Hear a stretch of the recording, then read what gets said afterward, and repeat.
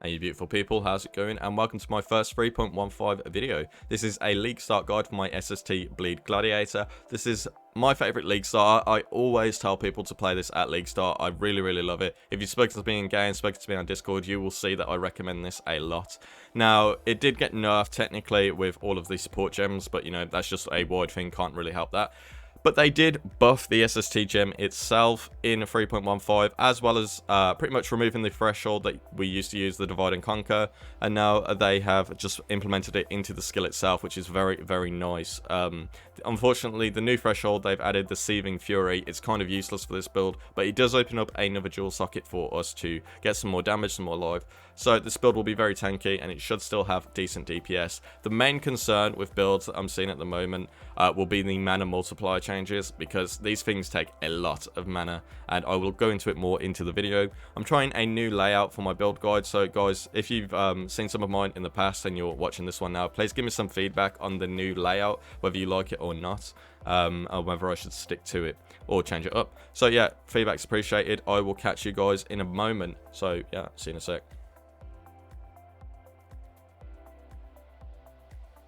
Jumping in with the skill, Spectral Shield Throw throws a spectral copy of your shield as a projectile which cannot pierce, and deals offhand damage augmented by the defenses of the shield. So the higher the armor on your shield, the more damage it deals.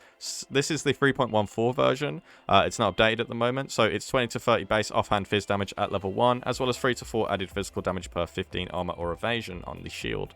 So this has been improved in 3.15, so it now deals 58 to 86 base offhand physical damage at level 1, up to 399 to 599 at 20, and it now deals 4 to 5 added phys at level 1, scaling up to 6 to 8, where it was previously 3 to 4 at all levels. So this is a massive difference, a lot of DPS. It should offset the support gem nerfs, to be honest. So another thing about these notes is that the sharp projectiles now deal 50% less damage, previously 75%. On the skill itself, it says they deal 25% less damage, so I'm not too sure what GGG have done there. We also fire less projectiles now, previously 13, we fire 3. However, the additional chains now apply to secondary projectiles as well, which never happened before, so it'll be funky to see what that looks like. And the primary projectile now chains 3 times, which is effectively the Divide and Conquer old threshold duel. So pretty cool changes, and I'm excited to see what it looks like in the future. So moving on to the build now, we do primarily use bleeding as our main source of damage, so we are using the Crimson Dance node. This allows us to stack bleeding up to 8 times, with the penalty that the enemies will no longer take additional bleeding damage whilst moving, but this equals more DPS anyway, and it allows for a more interactive playstyle where we just constantly yeet shields at the enemies, making it a lot more fun to play and overall higher DPS. And then when combined with Gratuitous Violence, we get the free explode, which makes our clear absolutely phenomenal, and we are absolutely cool at mapping. So let's jump into the pros and the cons of the build, starting with the pros. It is extremely tanky with 75 block. Good clear because of the aforementioned explode, very cheap, league start viable, and all content viable later on once you start scaling that damage up. The cons of the build is that the boss damage is average, meaning you will have to know the mechanics of the bosses. You also have to aim the skill. This is not a skill you can just yeet out. You actually have to make sure you are hitting those shields, and the scaling is capped after a certain point because it is Spectral Shield Throw, but hopefully that changes in the future.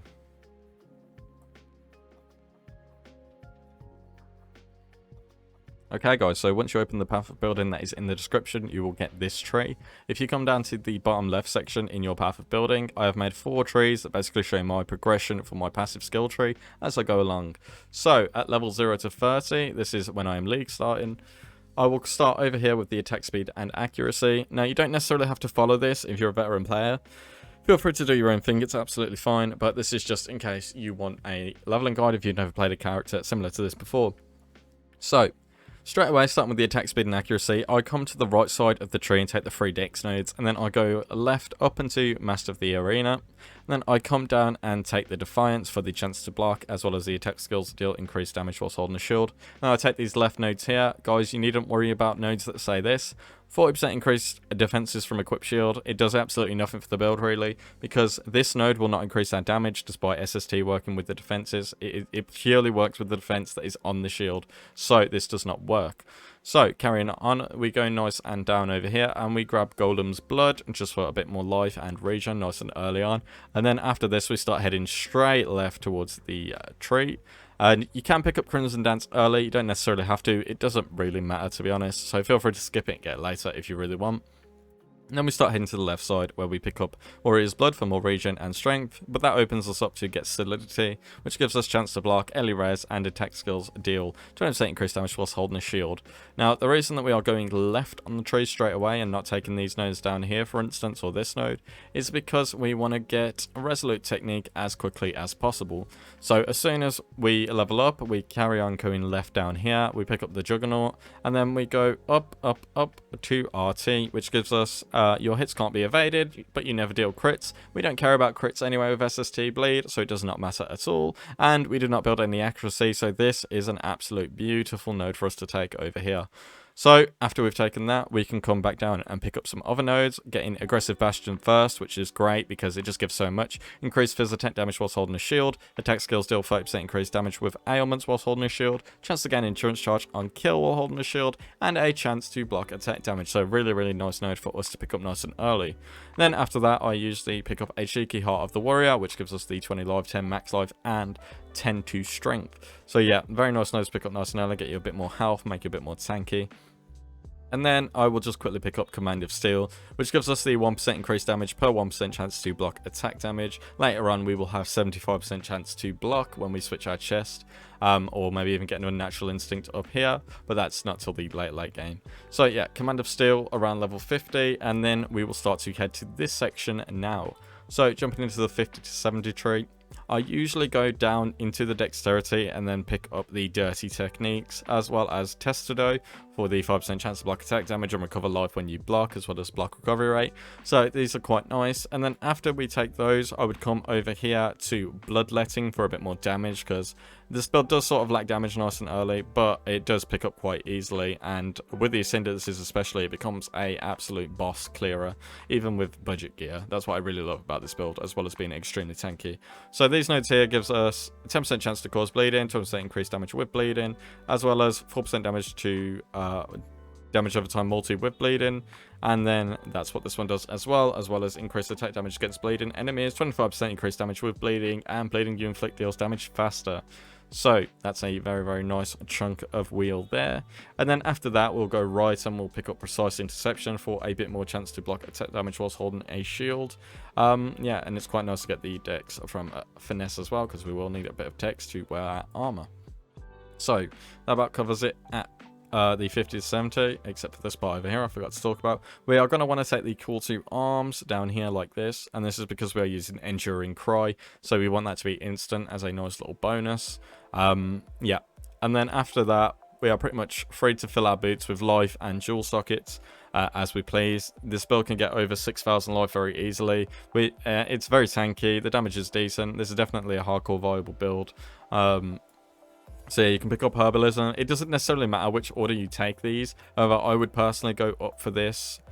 Pick up this jewel socket early and then go up into the Constitution wheel, so I could come up to here and take Veteran Soldier, which gives us 10% to physical damage over time multi, 20 to max life, and 20% increased fizz. After this, there isn't necessarily too much to take. You may need int, so feel free to pick up int if you need it. And then the life wheel, of course, over here we got Barbarism, which also gives us life, fire res, and max fire res. A jewel socket over here. You can take this node here. All of these give life as well. You can even pick up Soul of Steel for the one all Ellie res, as well as a bit of Ellie res on these if you're struggling with res. More life down here. Like, there's just so much life you can take on this tree. It's absolutely fine. Yeah, Herbalism, Heart of Oak. So yeah, there's a lot of nodes you can take for life, and it will be extremely tanky. And then once you start to get more damage, you can start replacing the life wheel, specking out of them, and going up to here and start taking some cluster jewels for damage. But I will talk about that in a different section.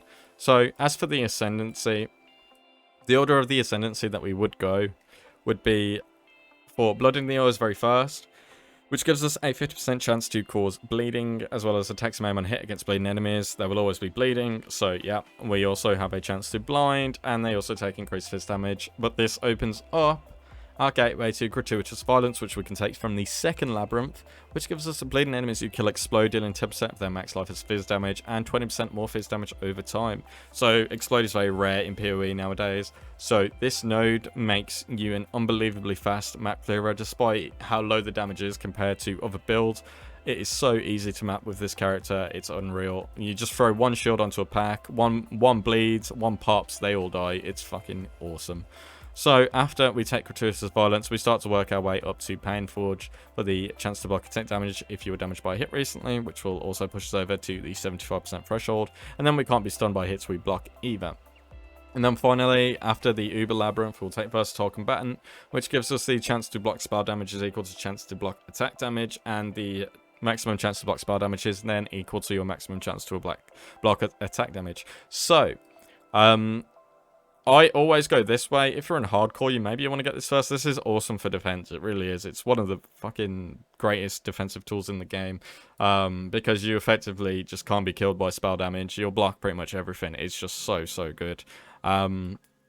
But yeah, I usually go this route over here, but feel free to get that if you want. I would highly recommend going to Global 820 and just rushing Uber Lab very early on, because, to be honest, all of the Gladiators Ascendancies are so good. They're so good.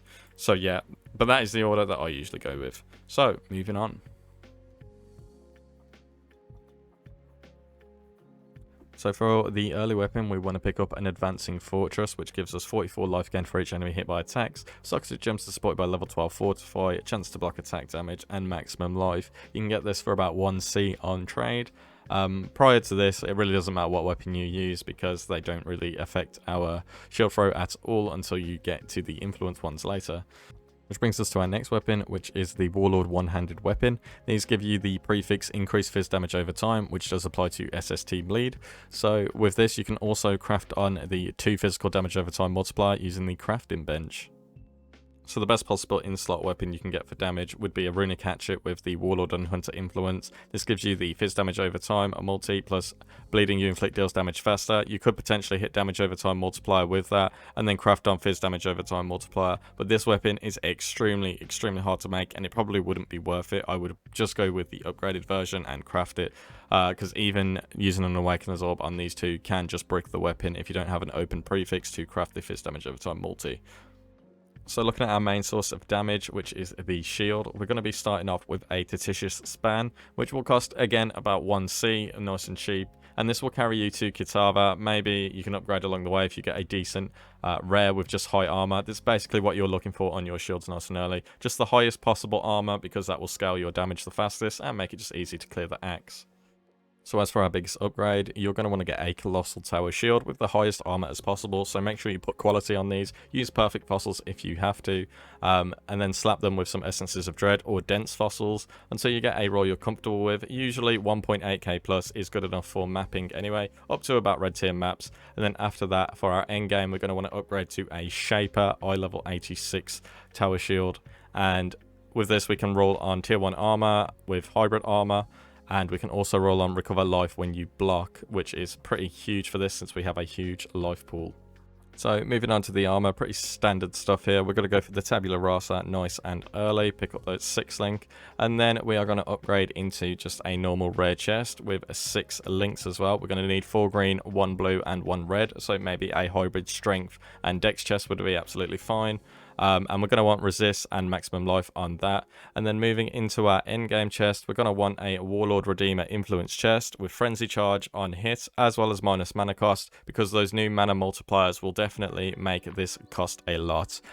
Previously, we would use Lion Eyes Vision. However, now that the secondary projectiles chain, I don't think that we're going to need to use PS, but I may update it in the future. But my guess is that we'd no longer need the PS anymore.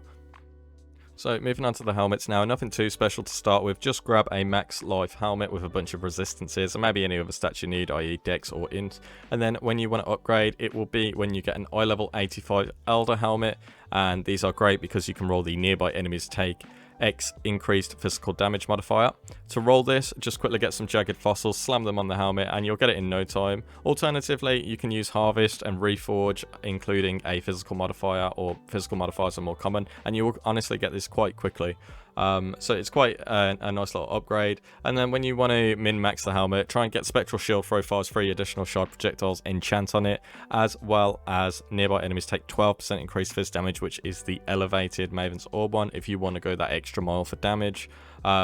I'm not sure if this enchant will stay the same or whether they'll actually change it because they reduce the projectiles from 13 to 3, so getting another 3 is essentially a 100% buff now that it's free. So, yeah.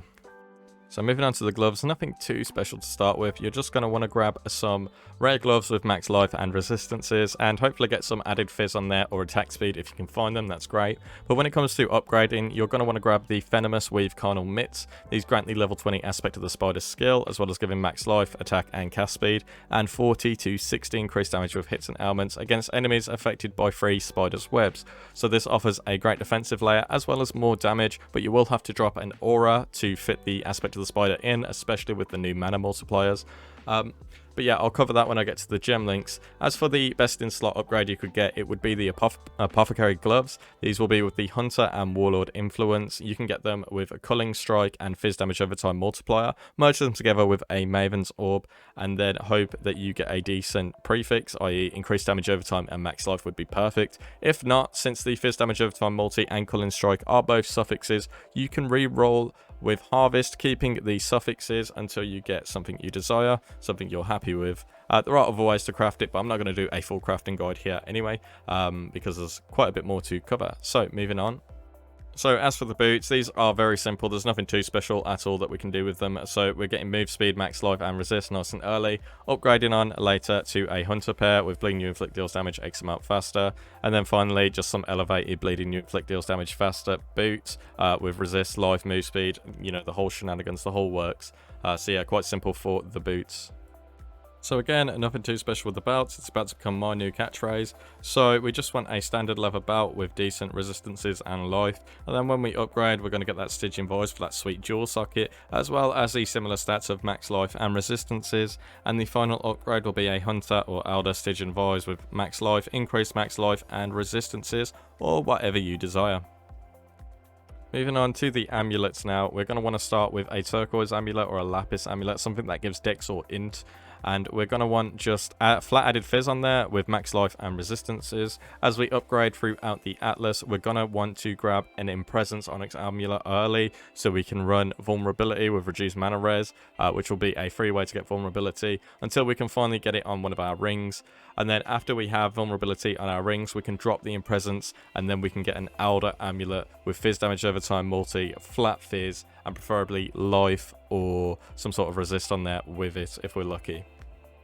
So as we come to our last thing, the rings. So with the rings, you want some 2-stone rings just to begin with, just to level up, get some resistances on there with some life, maybe some int and dex to help you out as you go along. And then when you're comfortable, upgrade to some steel rings with tier 1 of fizz. You can roll these with essences of contempt. The deafening essence of contempt is higher than tier 1 fizz, and just hope you get some life on there or some resistances with it so you can maybe craft life, and that'll be perfect. And then eventually you'll want to upgrade to a Warlord steel ring with a vulnerability on hit, hopefully get some fizz and life and resistances on there as well. And your other ring will probably just need a huge amount of resistances on it, as well as int or life on your secondary ring. Actually, I almost forgot to mention here, guys, when it comes to the jewels for your tree, all you're going to need are physical damage over time multiplier jewels with increased maximum life, increased damage with bleeding. Those are the 3 primary mods that you're going to look for. If you can find one with global physical damage as well, that would be absolutely perfect. But just try and get some with the first 3 modifiers as you get started. Prioritizing the physical damage over time multi and probably the life, and then the increased damage with bleeding third, and global fizz as an absolute bonus. When it comes to cluster jewels, I'm not really too certain at the moment what is the best for the build given all of the nerfs, but I will update it in the future. I'll probably do an update when I'm actually in the league and I've actually decided to get some cluster jewels for this build. So I'll let you know, guys. I'll keep you posted. So coming into the game for the gem link setups now, I will do the 6-link chest in the order of importance first and foremost, so you know what to put in if you only have a 4-link at league start or a 5-link. So starting with my chest is Spectral Shield Throw is obviously the most important for the 6-link, followed up by Brutality. You want to make sure you have that in there. Then we want Vicious Projectiles, followed by Deadly Ailment support, then Swift Affliction support 5th, And then last but not least, once we get that 6th link, we will put in our Unbound Ailment support. So I will list that on the screen just so you can see it as I'm talking. And then moving on from the chest. Oh, by the way, guys, I should mention the mana multiplier. At the moment, with this current setup, it's 30 mana, but that is including the Pierce from Lionized Vision, which we will no longer use in 3.15. The total mana cost will be 66 mana for Spectral Shield Throw on a 6 link. And if you were to use Lionized Visions, it would be 83 mana. So just bear that in mind. My mana pool at the moment is 131, so 66 mana is actually fine for me as long as I use Leech. And I'm probably going to be using a Mana Flask in 3.15, since most of the flasks are going to be garbage anyway. So, moving on swiftly, going up to the boots now. I have a Blood Rage in here, which is absolutely fine. Flame Dash got nerfed, but it's still fine. I am using Second Wind here, which will have a slightly higher multiplier, but still won't matter too much for this. And I'm using Enduring Cry. So these are still all usable. I'm only going to be using Flame Dash for bosses, as I do not usually use it for mapping anyway. Moving on to the gloves, where my aura setup is. So I have Flesh and Stone over here, Pride, War Banner, and Enlighten. So with this setup as it is right now, with Enlighten 4, I have 131 mana spare. If I was to even just put an Enlighten 3 in here, I would still have over 100 mana. So I would still be able to use SST with the new mana multiplier changes. So that's absolutely fine for that. Once you get later on into the game, you can replace Pride with Malevolence.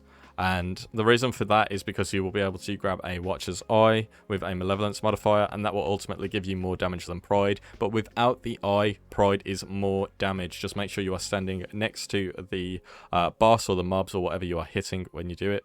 And then, yeah, War Banner also making them take increased Fizz damage also helps a lot for the, killing the bosses, doing more damage, etc. So moving on from that, I do have my weapon here. This is the weapon I've been using in the video. It's just a very simple one. You'll get this on like day 2, day 1 maybe, if you're very quick. So I have a Culling Strike support in here with my faster attack support and Whirling Blades. So Whirling Blades is my mobility skill, and this is good because it's pretty much unchanged in 3.15. It's not really like the mana multiplier on faster attacks or whatever, and Culling Strike will be a little bit more, but it should still be fine, especially since I'm going to be using Leech and a Mana Flask. So moving on from that. Oh yeah, by the way, if you put this into the Advancing Fortress, you will gain Fortify when you Whirling Blades through pack, so that's why you want the Advancing Fortress as well. So moving on to the helmet now. This is probably the thing that I'm going to change in 3.15, because in 3.15 we now have the cast when damage taken actually has a mana multiplier of 250%, which means I will no longer be able to cast the Stone Golem, as it will just cost too much mana. However, Molten Shell will still be castable, so I will probably leave those two linked together, unlink the Summon Stone Golem with the Culling Strike, and just summon it manually. It's not that much of a bother. I'll just summon it whenever I want something to die, really, or if I just need a bit of extra regen. But I do have Culling Strike on the weapon, and I could get them on the gloves if I was, that far into the league anyway. So this really isn't too much different. You could replace this with something that you see fit. I just don't know what to put here personally. Maybe try Shield Crush out, the new skill. I don't know. We'll see in the future. Last but not least, my shield. I have life gain on here, increased area of effect support, and reckoning, just for a little bit more leech when I'm in a pack of mobs. It doesn't matter how much damage you do, you'll always just gain this when you use reckoning from however many mobs you hit. That's why we're using increased AoE. So yeah, that's a nice little bonus there. And now I should really talk about flasks for this build. There aren't really any unique flasks that are going to make a difference for this build. You could use a Rumour's Concoction if you want the additional block, if for some reason you're not capped. But again, you're not really going to. So just use whatever flask preference you prefer. Obviously, I was using a Basalt Flask, which was one of the best flasks. But now that it's been nerfed so much, maybe it's not even good anymore. We're going to get a Quicksilver in there. I would recommend using a Mana Flask in the new upcoming league, just because you will feel the changes to that mana. I guarantee it. And then I'm also using 2 life flasks over here, which is also fine. You can have one for instant recovery like this one, and then just a normal one. But yeah, good luck with the flasks. That's all I'm going to say. So yeah.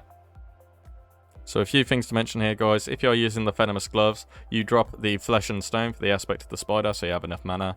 And if you are using the Impresence Onyx Amulet, you can drop the Summon Stone Golem and the Culling Strike, unlink them with cast when damage taken, and put Blasphemy and Vulnerability on there, so you can cast the Vulnerability as an aura for free.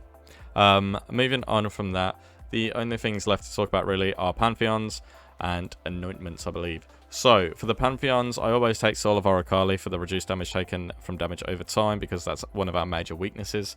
And then I also usually take Soul of Shikari as well. I've just switched to Soul of Aberrath because there was a map with Burning Ground, and I ain't got time for that. So, if there's Burning Ground, it's a neat little thing you can do, is just quickly switch to Soul of Aberrath.